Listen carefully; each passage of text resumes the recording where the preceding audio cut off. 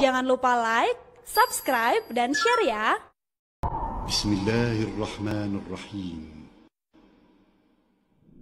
Apa yang dimaksud dengan menjaga lisan? Ibnu Hajar rahimahullah, beliau menyebutkan bahwa yang dimaksud dengan menjaga lisan adalah seseorang mencegah, menahan diri untuk berbicara dengan sesuatu yang tidak dibolehkan secara syariat. Menahan diri dari mengatakan sesuatu yang tidak boleh secara syariat. Berarti seseorang harus tahu dulu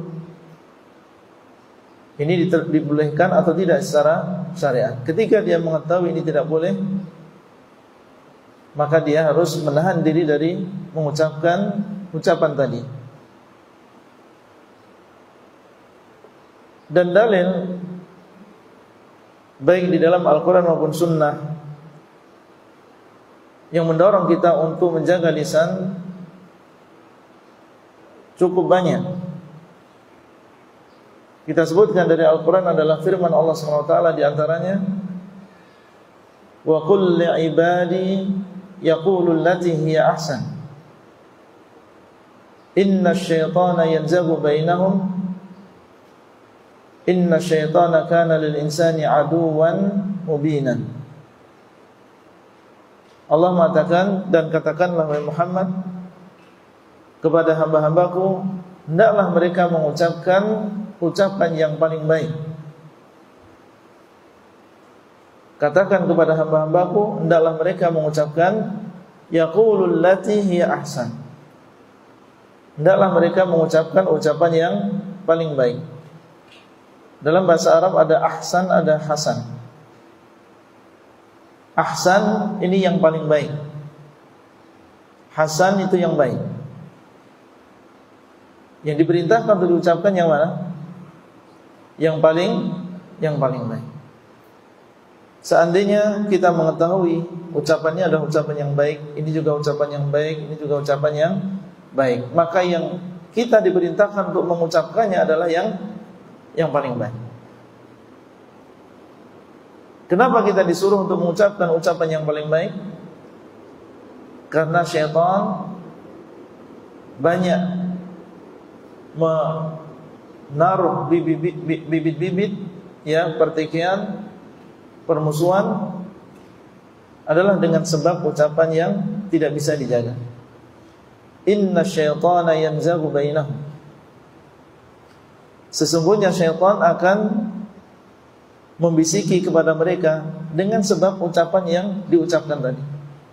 Diucapkan oleh seseorang ucapan yang jelek, kemudian syaitan datang kepada orang yang mendengarnya, kemudian membisiki su'udzan, lihat si fulan tadi mengucapkan demikian, maksudnya adalah demikian. Ya, datang kepada yang lain, mengatakan, membisiki kepada orang tadi, si fulan tadi mengatakan demikian, maksudnya adalah kamu.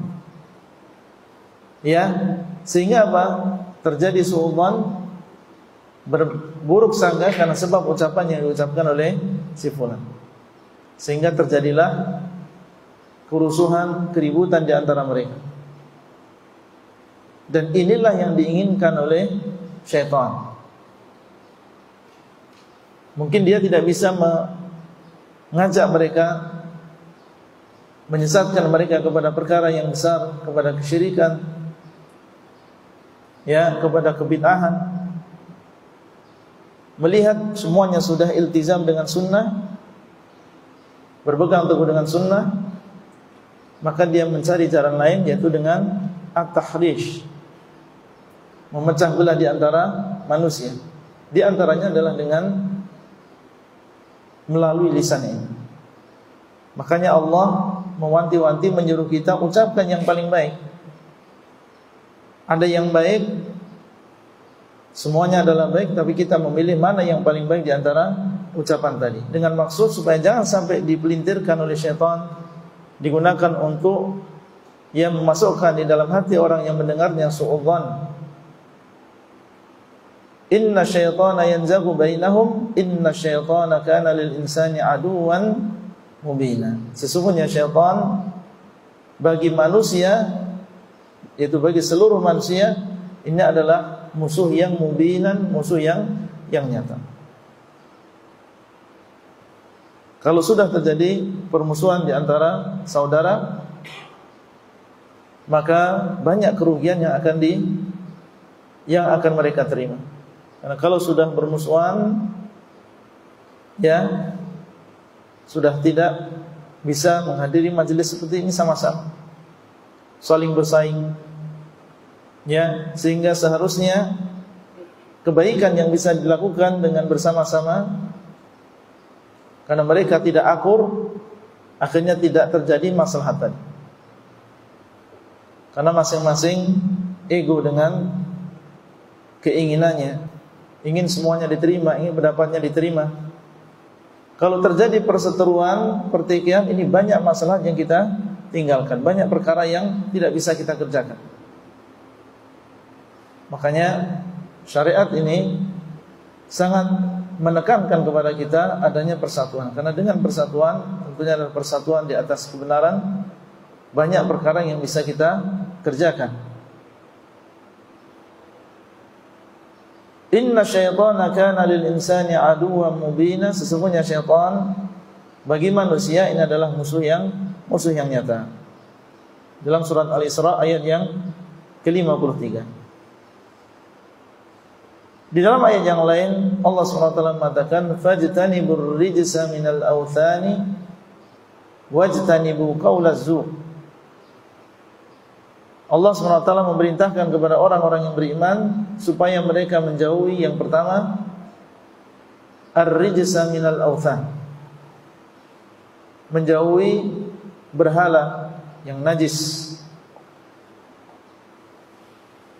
Najis maknawiyan, maknanya maksudnya, bukan najis fisiknya.